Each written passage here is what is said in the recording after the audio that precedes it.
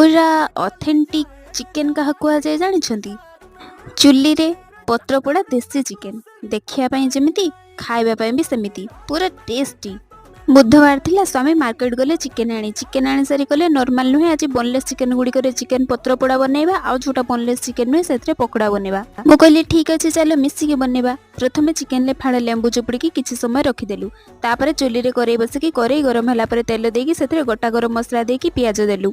पियाज golden brown हो गला सेथरे अदा रसुण रो पेस्ट देकी किछि समय होबा पई छाड़ देलु। तापर मसला रे टिके पानी देकी सेथरे गरम मसला गुंड लूण हळदी पकेकी खाली गोळेई देकी कदली पत्र को ढाଳି देलु। सिझिबा दरकार नहीं पोड़ी ही गले सिझी जीवनी। आउ तापरे टमाटो कटा रसुण कटा कंचा लंका कटा धनिया पत्र सरिष तेल देकी ताको 5टी पत्र गोड़ेकी भले भाबरे बांधि नेलु। आउ तापरे कोन ताको जोळुथिबा चुली रे पकेकी गोटे घंटा पर्यंत भले भाबरे होबा पई छाड़ देलु। आउ गोटे घंटा परे चुली रे खोलिकी सर्व करंतु पत्र पोड़ा देसी चिकेन।